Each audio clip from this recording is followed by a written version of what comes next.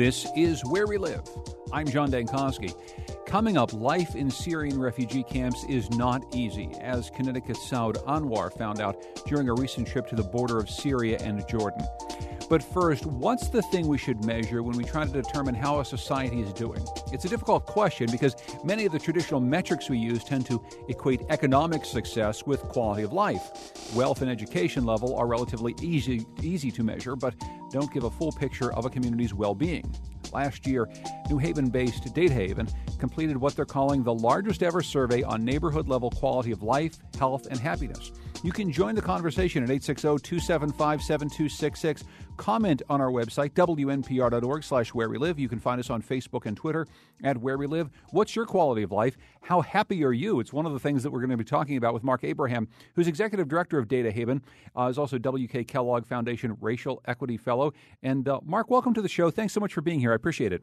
Thank you, John. So first of all, tell us about this survey. What motivated you to do this? So this survey was a very high-quality, one-of-a-kind survey. It involved in-depth live interviews with expert staff at the Siena Research Institute, and ultimately we interviewed about 17,000 adults in the state, in every town.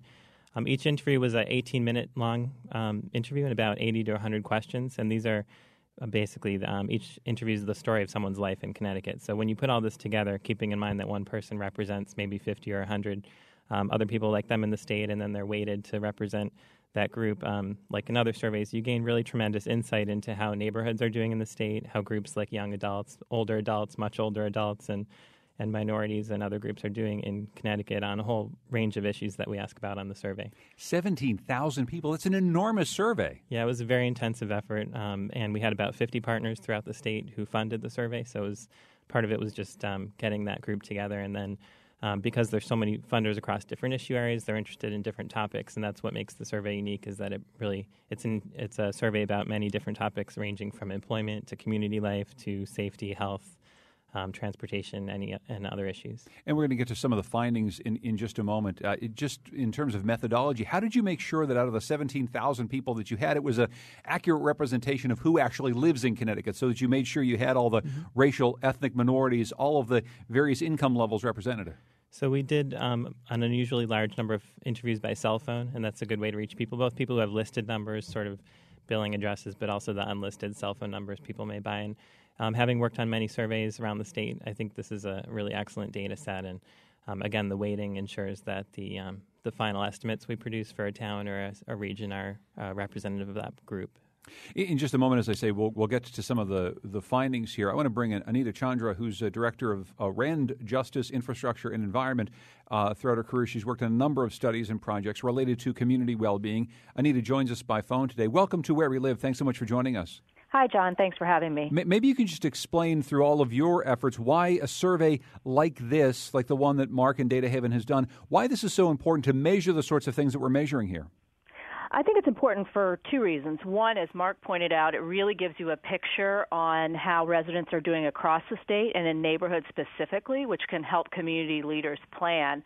But it's also very comprehensive. It really provides a holistic understanding of quality of life, which we know matters, not only in the immediate but over the long term. So capturing things like how do people perceive their community, how do they relate to each other, in addition to kind of economic indicators that are more traditional, really gives us a better sense of not only individual well-being but community well-being, and that's important for ongoing policy and program development. Anita, talk about the sorts of questions that get at that very fundamental notion that you and Mark are both talking about, quality of life. This is something that's quite a bit different than how much money did I make last year or was I employed. These are things that really get to how I feel about living in the place where I live. And it's a very important thing, probably the most important thing we can measure. It's also probably, I would assume, pretty hard to develop questions around. Absolutely, John. And that's why I think a lot of researchers are really refining how we actually capture these indicators of quality of life and well-being. So it's not just, as you note, kind of the economic indicators, but really understanding how do people feel connected to their neighborhoods and communities, how do they feel connected to their family members, their neighbors, their fellow coworkers, whether they want to contribute to their community, how they feel engaged in the civic processes of their community, can they really help to inform the direction of where their community or neighborhood is going. all of these things matter in terms of what people perceive their life to be, how happy and optimistic they are, how resilient they are, but also it contributes to sort of the overall health and livelihood and productivity of that community. And capturing that means asking a lot of questions about how people really participate. And those are the kinds of questions that Mark and his team really have put into their survey. Could you pick up on that, Mark, and tell us about some of the questions Sure. that you're asking? Yeah, so this year I sat at a table at the World Health Organization in Geneva with representatives from Shanghai and Hong Kong, Melbourne, Tehran. New Haven was one of 15 cities that was selected there to help create a guide to measuring the age inclusivity or the friendliness of communities to aging in the world. And we were a test case because of this well-being survey. One of the interesting things was from Tehran, where they were very concerned about whether residents in Tehran, Iran, would be advocating for improving their sidewalks if they had a lot of broken sidewalks in parts of the city, and trying to figure out, the connection between residents and their elected officials or the bodies that govern that city. And I think we found similar things in Connecticut, where some older adults are more likely to feel included in government, more likely to contact their officials, and have influence in that sense. And, as you know, sidewalks, good quality sidewalks are important to people's ability to get around their neighborhood. There's just tremendous differences by whether people have access to a car and their, other circumstances about their family life or their personal background that would influence their connectedness to government and ability to affect change in their neighborhood. You just gave me a really good idea for a future program, though, because I'm fascinated by the notion of how the quality of the sidewalks actually affects the quality of people's life and connection to their government in Tehran, which is something we, frankly, in America never, ever think about. We think about all sorts of other things that people must be concerned about in Tehran, but they're probably not concerned in our minds about potholes. But you know what? They probably are, just Absolutely. like we are here in New Haven. Yeah, absolutely. It's a fascinating study. Well, okay, so let's get to some of what we found here. First of all, some of the top-line things, Mark, that you found as far as community well-being here in Connecticut, and some of the things that maybe surprised you. So one of the things that was important about the survey was the need to measure health conditions locally. Since we have this great federal or state-level data on health, we don't often have that data locally on things like dentist visits and smoking. And one of the things, in Connecticut, I think more adults have visited a dentist in the past year than in any other state. We have about 75% of dental visits this past year. But if you look at neighborhoods in the state, it can really vary from about 50% to 90% visiting the dentist, and that's a pretty big difference, especially after you adjust for the age. There are groups in Connecticut that provide free dental care in low-income neighborhoods, and I think they'll be they are very interested in using this data to kind of measure how they're doing and which groups they're reaching. So that's one example. Another is just back to the health issue, like the smoking rates. I think it's important to realize, like, local officials, mayors, they have a different kind of reach in their communities than maybe the state or federal government does. They can, organize things locally, and to have that kind of information about smoking rates in their community as a whole is very important for them to be able to enact local legislation. Like in New Haven, they use these the neighborhood level data we collected to help organize the anti-smoking program in that city and regulate smoking in parks and other public places. So. Anita, could you talk a bit more about how you take information like this, very community-level information, and put it to work from a policy perspective? Well, it's a great question. I think the most important thing is that this data gets used, and being able to not only surface these top-line findings and have it available for everybody to consume and look at and understand, but then putting it in the hands of mayors and city leaders and city council members and saying, how are you going to now prioritize your investments? Given the dental visit finding or the smoking visit finding, can you align what you're doing in terms of policies and programs? Are they matching up to the need? If they are, great. Are those programs effective? If they aren't, should we be reallocating or targeting dollars accordingly to address those issues? It gives you really targets for investment, and it also gives you targets for action and for really evaluating the impact. And that's the kind of translation of this kind of information into local action that is really meaningful. The other thing that a lot of cities and communities are doing is they're putting the data up, much like Mark and his team are doing, so that everybody can look at it. And it's not just about the government making decisions and making policy actions based on it, but the wide variety of community-based organizations, philanthropic organizations, taking a piece of it and saying, I want to contribute, I want to take this challenge on with my partners and do something meaningful about it. So it's really a catalyst for government and non-governmental partnerships as well. Did you notice, Mark, some other places, other than the ones you've already mentioned, where there were gaps between what we thought the priorities were and what the actual needs on the ground might be? Well, I think the great thing about this is that because it pulls together so many partners from across sectors, they can all kind of see how their work is connected to happiness and well-being. So it's not just a survey about how healthy people feel, but it's measuring well-being, like as Anita mentioned, on a bunch of conditions. And any issue you think about in Connecticut, like commuting time, to these health insurance and financial inclusion, they all have an impact on people's happiness, anxiety levels, and other aspects of well-being. So it's really important to have those in a way that will connect these groups together in the future, and then break that information down to the local level. So, definitely our next steps are to map the information in all the cities in Connecticut and develop local reports. I'd also invite listeners to go on our website at Data Haven and ctdatahaven.org. They can download the survey results for themselves and start to look through those for their neighborhood or for their group of interest. We're talking with Mark Abraham, who's Executive Director of Data Haven, which recently completed the largest ever neighborhood-level survey of well-being, and it's fascinating in what it finds about Connecticut. Also joining us by phone is Anita Chandra, who's Director of RAND's Justice, Infrastructure, and Environment Group throughout her career. She's worked on a number of studies and projects like this. And we're just going to read from the top line of your report, Mark. 74% of men, 75% of women in Connecticut report feeling mostly or completely happy during the previous day. However, this measure varied widely by income, ranging from 53% among adults earning less than $15,000 per year to 89% among adults earning $200,000 or more.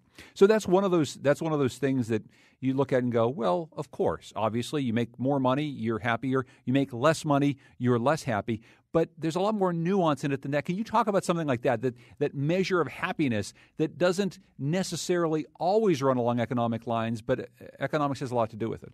Yeah, we see economics influencing happiness and other measures, across the board. But when you bring in these other factors like commuting time, for example, you see that in low-income workers in the state in many ways are more happy or less anxious than the very high-income workers who are having very long commutes. So that's one example of where these factors all play together in people's well-being. And another one is which we find was really important, is people's some places it's called the quality of society, but we look at the responsiveness of local government to people's needs. And on that measure, that's especially important at predicting how happy people are, so that those very low-income workers that you mentioned, earning less than $15,000, they're actually just as happy as the households making $200,000 a year if they have a excellent sense of responsive government versus a poor sense. So that's an example where these other factors do affect people's quality of lives, not just income levels. And on the issue of income levels, that also is very nuanced. It gets into not just the income itself, but what wealth and assets people have to draw on, and other things that would cause financial stress, which financial stress in and of itself is also one of the big issues that affects people's happiness. But and it gets to this point of stress is important, whether it's financial stress or stress of commuting, and that can be a lot of different things. Stress is something that causes unhappiness in a lot of people. Anita, you worked on projects, as I've said, like this in the past, including a project somewhat similar in Santa Monica, California, the Well-Being Project. Can you tell us about that and how it's maybe similar to what Mark is finding here in Connecticut? Absolutely. So the Santa Monica Well-Being Project is an effort as part of the Bloomberg Philanthropies Mayor's Innovation Project. And what Santa Monica endeavored to do was very similar to what Mark and his team are doing, which was to capture well-being measurement at the local level by using survey data, but also using social media data and other city data on what kinds of programs and policies are in place to support well-being. And we really measured it along 5 dimensions. And what we found was that even though Santa Monica has a lot to be proud of in terms of its economic vitality and its location near the beach, there were issues that are very similar to what Mark just addressed in terms of individuals' feelings of being able to progress economically in the community, feeling less connected than they would like to their neighbors, and a sense of community cohesion, which we know matters for health and well-being over the long term.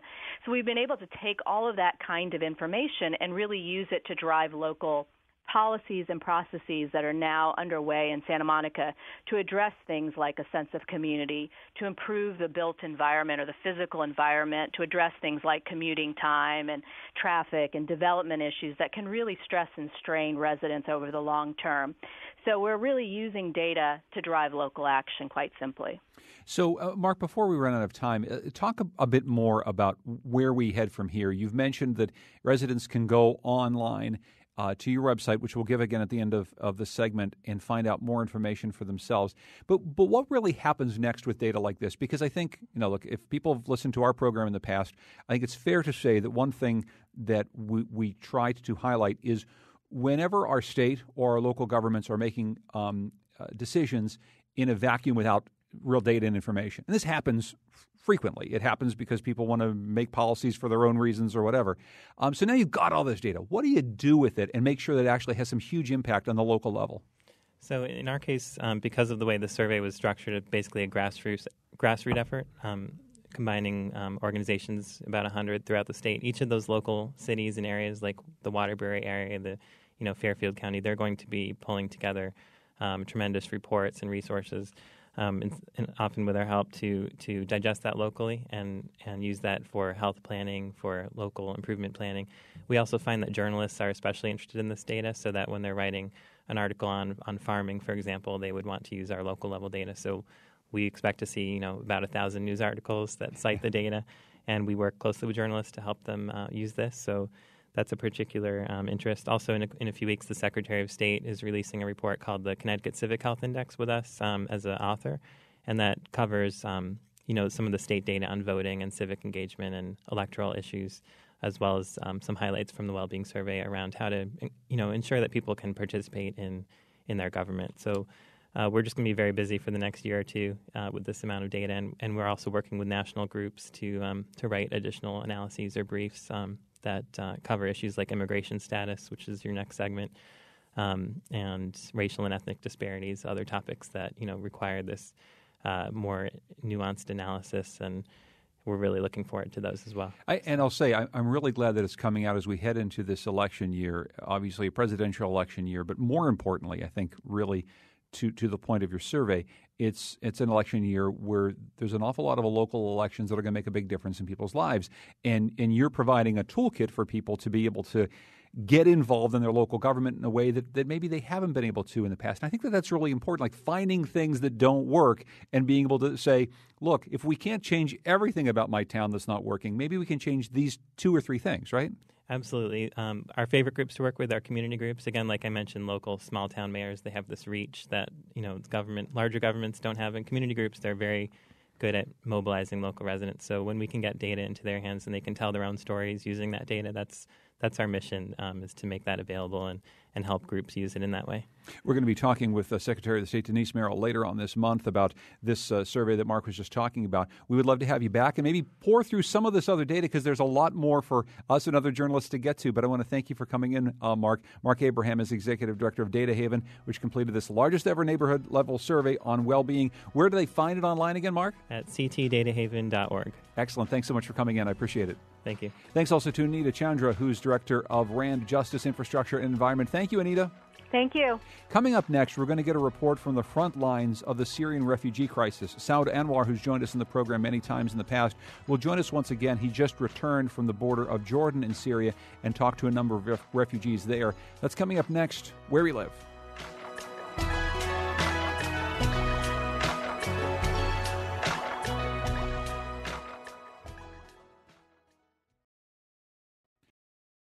This is Where We Live. I'm John Dankosky.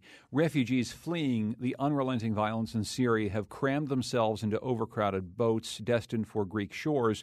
They've applied for asylum in U.S. states, which are split on whether to open their arms or to shut their doors. But the biggest part of this refugee crisis isn't playing out in Europe or America. It's on the borders of neighboring countries like Jordan, where refugee camps are filled with people hoping for a better life. Dr. Saud Anwar recently returned from this region. He's a South Windsor Town Council member. He's Connecticut's first Muslim mayor, and he's spoken with us on issues like these in the past, and we're glad to have him back in the studio today. Dr. Anwar, welcome back to to Where We Live. Thanks for joining us. Thank you for having me. And if you'd like to join our conversation, 860-275-7266 as we look into the front lines of the Syrian refugee crisis. First of all, what was the purpose of your trip? How did you end up there? So John, there were multiple reasons. One of the reason was, of course, to get firsthand information and to be able to help out in one way or the other, because I do travel every time there is some type of a disaster anywhere and try to make sure I can be a part of some solutions. And also it is important because I know how the dynamics work. I know in our media in the U.S., there's been such negative views that have been portrayed by some people about the refugees and other people in the world. And with this globalized world, we're seeing the negative message going out to the people in Middle East, which sort of reflects poorly on America, and it's actually an inaccurate portrayal because this is not who we are, and this is not how everybody thinks. It's just some of the presidential candidates that think that way. So I wanted to make sure that we get the message out that the average American, the people, the Christians, the Jews, the Muslims, all of the people are united and are heartbroken with what's going on in Syria, and they want to help out. Mm-hmm. So you were there and you visited a number of different places. Can you tell us first where it was exactly you visited? You were right on the border of Jordan and Syria? Yes. So I started with Amman, which is the largest city and municipality in Jordan, and then we went northwards, and Az-Zarqa is another area, and then we went right at the border of Syria and Jordan in one of the largest refugee camps called the Zatari camp. We were actually just speaking with Scott Bates. He's someone who joins us frequently, and he makes a number of trips to the Middle East. He does democracy building there. He was in Jordan just a few weeks ago, and we talked to him about Jordan and the kind of fluid borders between these various countries. Let's just listen back to some of what he told us. One narrative that I think we do have to look at, and I would suggest reject. I heard this in the Balkans 20 years ago. There was a great book called Balkan Ghosts that came out. Bill Clinton read the book and drew, I think, the exact wrong lessons from it. He said, those people have been fighting forever, so we have to stay out of it. Well, that was the exact wrong recipe for the Balkans, actually. The international community got together, us along with the European Union, and put an end to genocides that were going on. And there's been relative peace and stability in the Balkans for 20 years. So you cannot look at a region, and people do that now. The Middle East have always been fighting. Sunni and Shia, they're always at each other's throats. We have to stay away. I would say we have to be cautious. We have to be humble. We have to understand that we don't have the answers, but we cannot entirely disengage. And we cannot say, well, these are mysterious tribal peoples who are irrationally angry and will always hate each other. It's not the case. And as you're mentioning, in Jordan, for example, 8% of the population Christian, been around since the days of Christ. You have every religion represented in the United Arab Emirates, in Jordan, all across the Middle East. So a very complex area filled with bright, intelligent people. We cannot write off an entire region and characterize them as irrational or not worthy of our attention or engagement. And that's Scott Bates speaking on our program last week, talking about potential for U.S. involvement in this region. One of the things that we were talking about there, Dr. Anwar, is this notion that the borders that define countries like Jordan and Syria were drawn some decades ago by the hands of Europeans, not by the people of those regions. And so you essentially have border crossings, places where refugees are gathering to escape chaos and danger. But these places are only really nominally countries anyway. The borders are very fluid. And as he suggests, this is a very complex region in which many Americans just don't understand very well.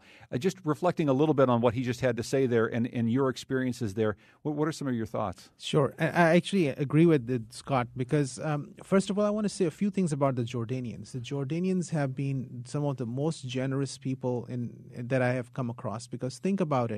Since the 1940s, they have been accepting refugees from that entire region. A lot of the policies with the Jordanians have nothing to do with those policies. They have been actually sort of victims of taking care of the aftermath of all of those policies.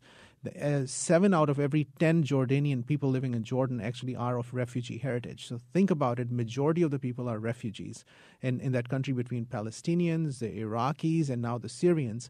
And then that's they have opened up their homes, opened up to everyone with every and any background. There are about 10,000 Christian Iraqi refugees that actually have made Jordan their home. And then nobody asked what their faith was, but they're able to practice the faith that they would like to. And so that's something that we need to recognize. Now, with ISIS at the borders in some of the areas, the borders have actually become quite important, and they're being protected. So there are international forces. The Jordanian forces are much more obsessively watching the border and on the Syrian side. So it's not easy for anybody to come there except for humanitarian reasons, and they go through a checkpoint, and where actually they could do a very thorough check and assessment, and then they become refugees at that point and either go to a camp, and majority of the time they end up in a camp. And then now with stabilization, the influx is slightly decreased at this point, but it was quite significant in the past.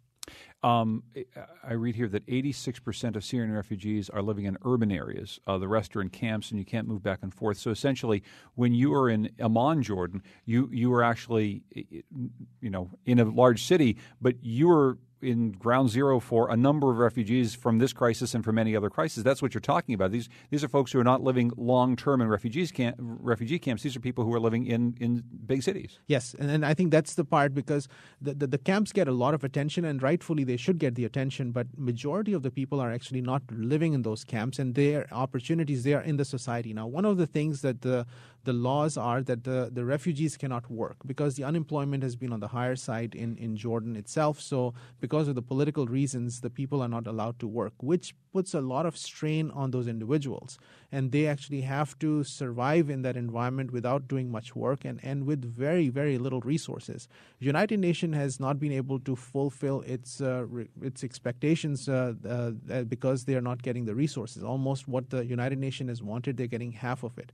Now, the refugees, the individuals, they're actually supposed to have $10 per person per month for food. Now, think about this. It's a family of 4 or 5 people. They cannot get more than $50 per person, for the whole family per month. And it's very difficult to survive in that kind of resources. And the United Nations is actually going to cut that even further going forward.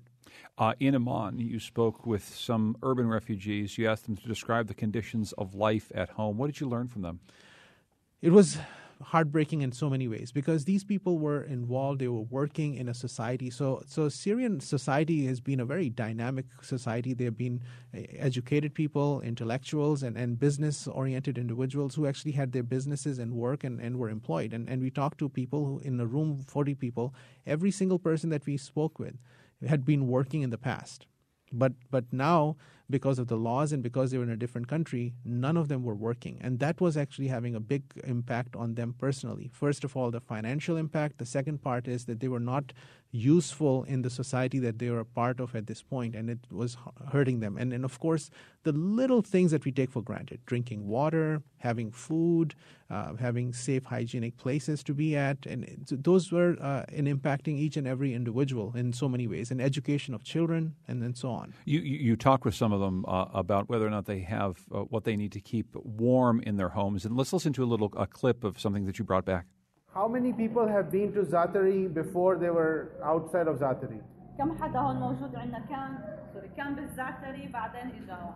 Okay, is life better in Zatari or is it better outside of Zatari? مين أحسن جوا الزعتري ولا برا الزعتري؟ Outside Zatari.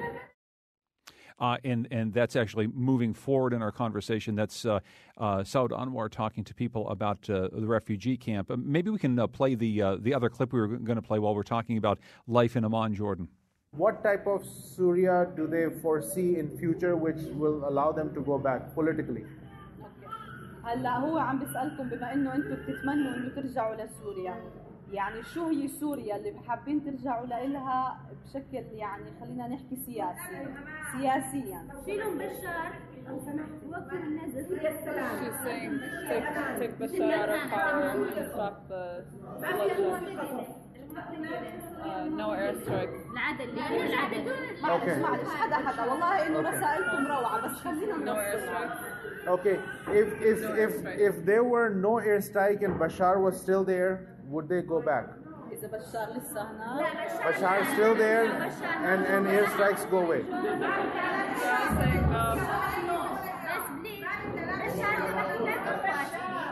بس لو سمحت One at a time. السؤال كان إذا بشار بضل بس بوقف قصر. لا ما نرجع ما بدنا بشار. Everybody's saying no. ما بدنا بشار. They're saying he's a hypocrite. That's some tape gathered by Saud Anwar, who joins us in studio today. Unfortunately, we're not able to call up the right piece of tape that we had hoped to talk about. So maybe you could just do this for us, sir. You can talk about what we just heard.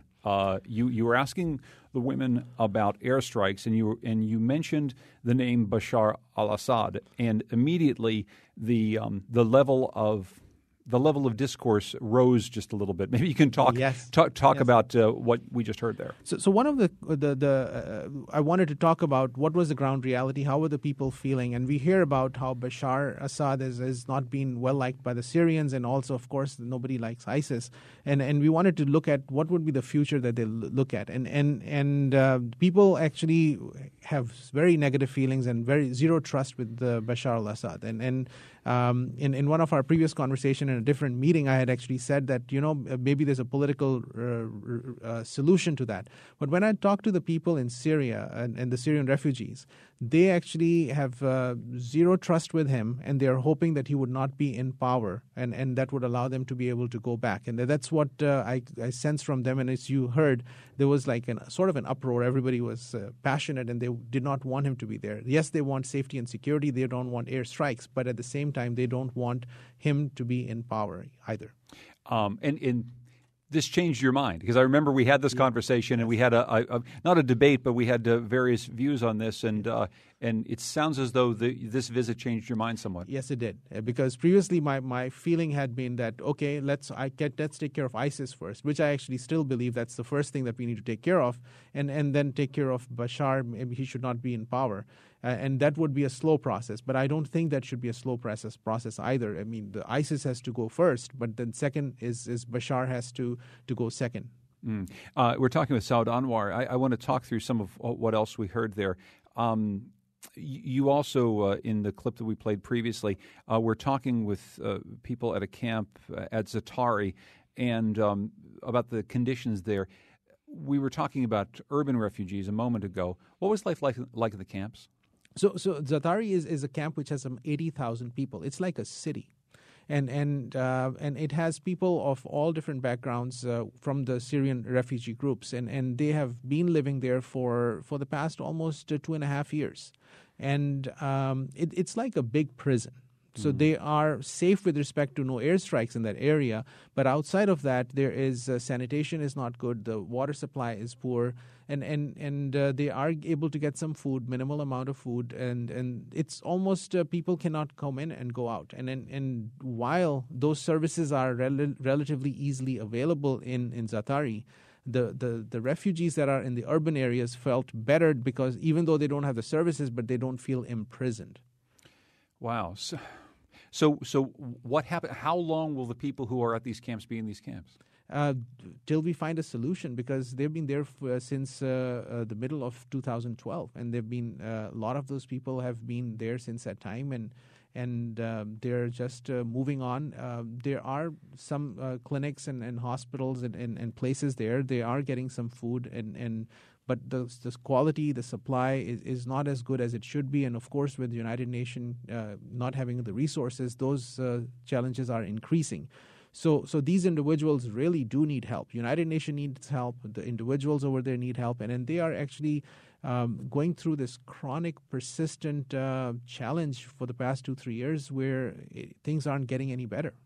And putting on your hat as a physician, you mentioned the health outcomes for some of these folks there. Maybe you can just talk through that a little bit. When you go as a doctor and you see what life is like, whether in cramped apartments that don't have enough heat or running water in the city of Amman, or in a camp like Zatari where people are essentially imprisoned in a city of 80,000, what are the health conditions like? So health conditions have been quite challenging. Now, interestingly, right at the border, they give vaccines to the children. But outside, when they come over into the cities and into the refugee camps, the healthcare is poor and the environment is poor. because with the cold weather right now, people, while they may have some blankets and so on, but they don't have heaters, it gets almost freezing level at this time of the year.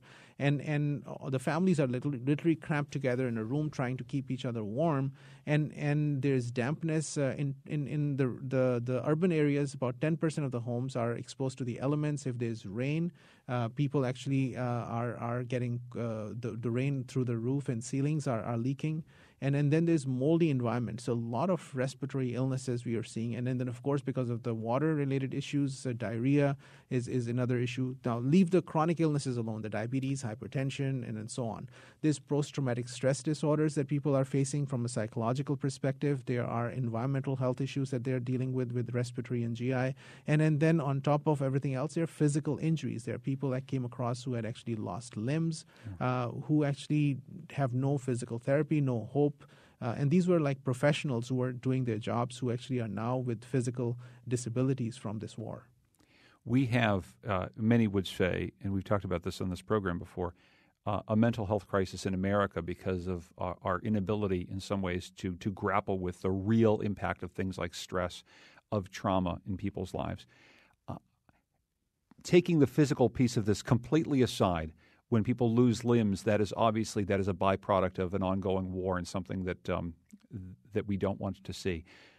But I can't imagine the psychological damage, the overwhelming mental health crisis that would be in a place like this when you have people fleeing war and then imprisoned for years, essentially unable to find work, unable to move on from there. As a physician, I can't even imagine what you're seeing there. It is. So I asked a question, and this was a question that brought tears to my eyes. I actually asked the people in a room in one of the urban refugee camps, and we said, how many of the children are having difficulty sleeping at night? And then do they wake up and then they start to cry? And we had like 40 or so people. So we had like multiple sessions, and it would be usually 40 or so people in every session. And everybody raised their hands because their children were actually having sleeping difficulties at night, and most of these children were crying at night. And this is 1, 2, 3 years out from that disaster that they have been living. And it sort of hits home when so many children are not able to sleep, and half the adults were having difficulty sleeping, and they were obviously having crying episodes as well, when they would just wake up in the middle of the night and cry about their losses, about their lives as such. Which puts an enormous amount of stress on the adults, obviously, in their lives as well. Yes. We're talking with Dr. Saud Anwar. He's joined us in the program a number of times, and he's back from a trip to Jordan and the border of Syria, where he's been meeting with refugees. When we come back, we're going to be talking more about the attempts to resettle Syrian refugees here in the United States.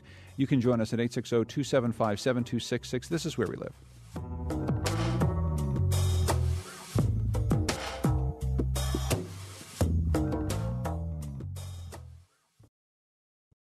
This is Where We Live. I'm John Dankosky. Coming up on tomorrow's show, from a land use standoff in Oregon to a gun rights standoff that is looming now in Washington, the U.S. Constitution is under daily scrutiny in American life. On the next Where We Live, we'll explore the foundational but outdated document called the Constitution, find out what it really means in this 2016 edition of our Constitution State. Hope you can join us on tomorrow's program. Today we're talking with Dr. Saud Anwar. He's South Windsor Town Council member. He's Connecticut's first Muslim mayor, and he recently returned from Jordan, where he met with Syrian refugees. We've been hearing some of his story. Joining us by phone now is Chris George, Executive Director of Integrated Refugee and Immigrant Services, otherwise known as IRIS, to talk a bit about how the Syrian refugee crisis is playing out here in Connecticut. Chris, welcome back to our program. Thanks so much for joining us. Thank you. Thanks for having me. But before I hear a little bit more from Saud Anwar about what refugees in Jordan were telling him, maybe you can give us an update on where we are in resettling Syrian refugees here in Connecticut. Well, we're 3 refugee resettlement agencies here in Connecticut. There's Catholic Charities in Hartford, International Institute in Bridgeport, and we, IRIS, are based in New Haven. And all of us will be resettling more refugees in 2016. We've actually asked the State Department to send us twice as many refugees in 2016 over what we resettled in 2015.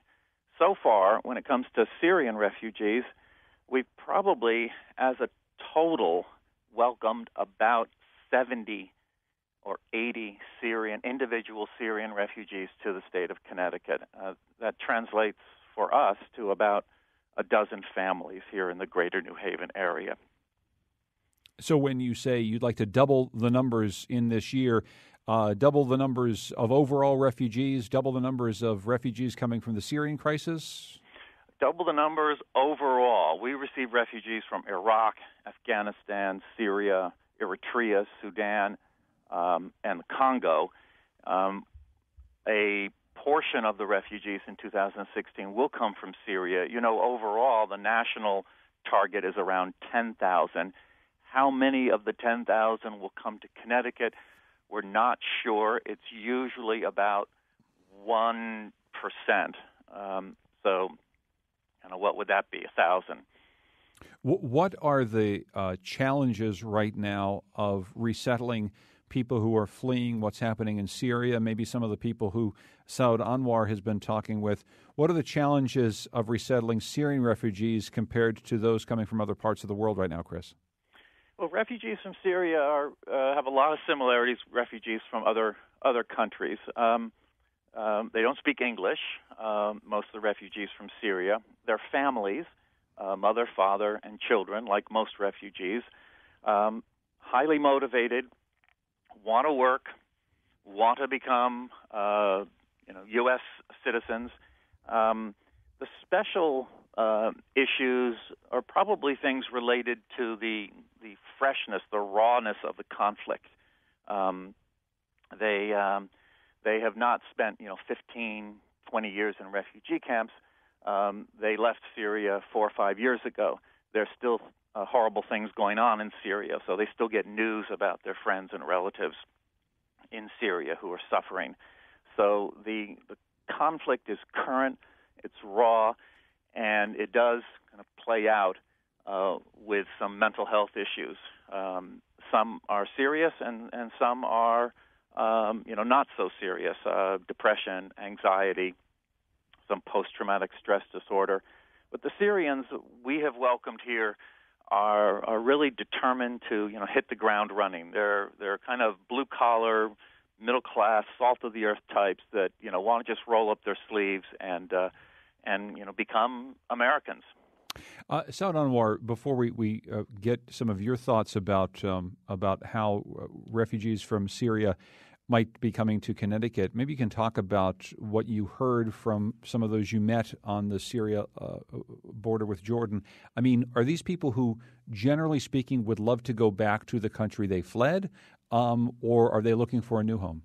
So one of the things I just want to talk about briefly is that people over there, many Jordanians and some of the Syrian refugees knew about Connecticut.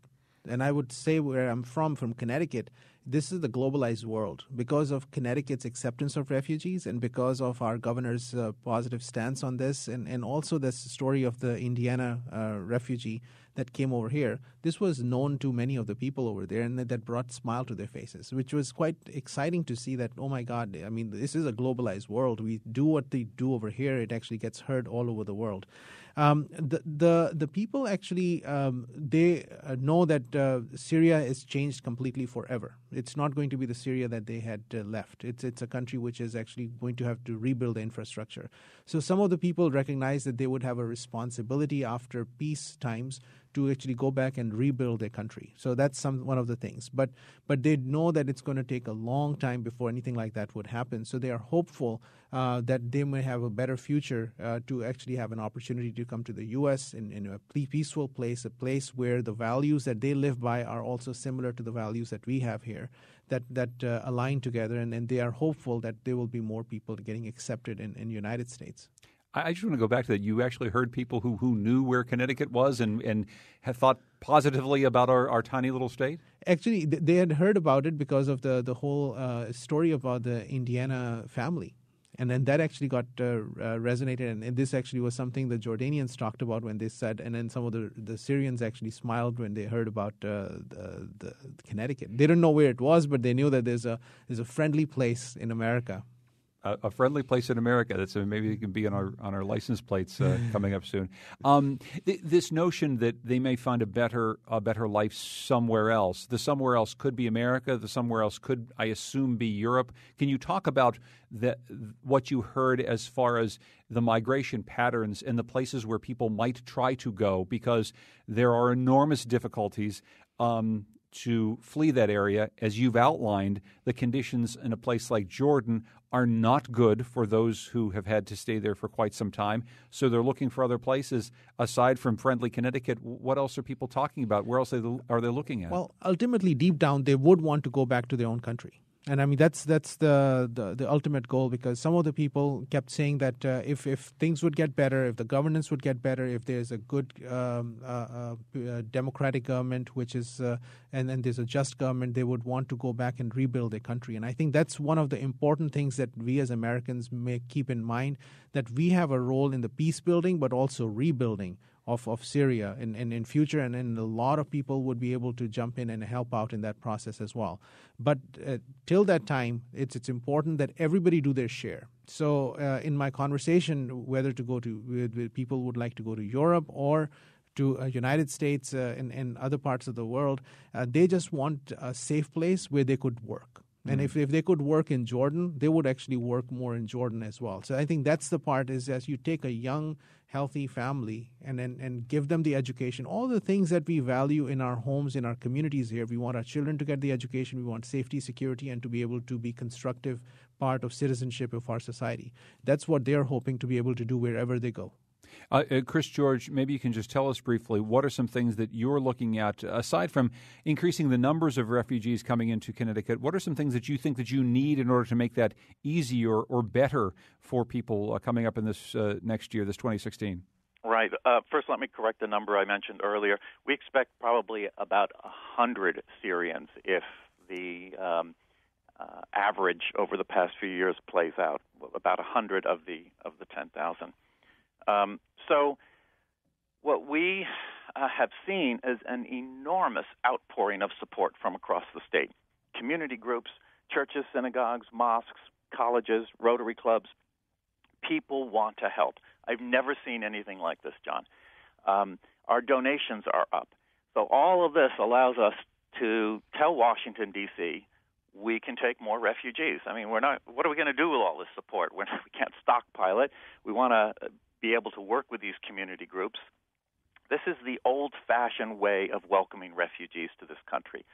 It predates the establishment of today's system of resettling refugees. This is community groups, usually faith-based groups, opening up their arms and saying, we want to take a refugee family into our community. We're going to do that. We'll probably work with 50 community groups across the state in helping refugees resettle in those communities. We're going to train them. We're going to provide backup. We're going to hire a case manager to work with them, and it's going to work. All we need is for our federal government to respond and send to Connecticut, which now has a global reputation for being refugee-friendly, to send to Connecticut more refugees. You know, traditionally we welcome only about 500 refugees a year. Over the past 10 years, that's been Connecticut's average, about 500. We can do better than that, and we have the resources to do better than that.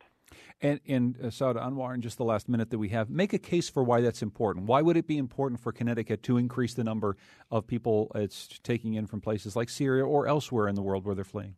Actually, this is who we are as Americans, and we are a great nation. Everybody talks about the greatness of America. The greatness of America comes not only from the strength that we have with our military, but also the compassion that we have as a military. We can actually balance out the compassion and also with our safety and actually do what is right. Now, these new refugees that are coming, they're actually coming in legally. They are actually educated. They are enterprising individuals. These are families who want to work. These are not ones who have broken the laws. All they want is safety, security, and to be able to do the job. They will actually bring more economy to the state and bring more opportunities. Whenever immigrants who are legal immigrants come, they actually bring a change in twice as many small businesses than any other groups that are out there. So financially, there's a way to do it. There's an economic reason to do it, and there's a moral reason to do it. And in the globalized world, we have to make sure that people realize that the country with the highest GDP in the world, 22%, is only covering 0.04% of refugees, and we can do better. Dr. Saud Anwar is a town council member in South Windsor. He recently returned from the border of Jordan and Syria. He's one of our ambassadors from friendly Connecticut. Thank you so much for being here again. I appreciate it. Thank you for having me. Thanks also to Chris George, Executive Director of Integrated Refugee and Immigrant Services, otherwise known as IRIS. If you want to continue this conversation, go to WNPR.org/wherewelive. I'm John Dankosky. Thanks so much for joining us.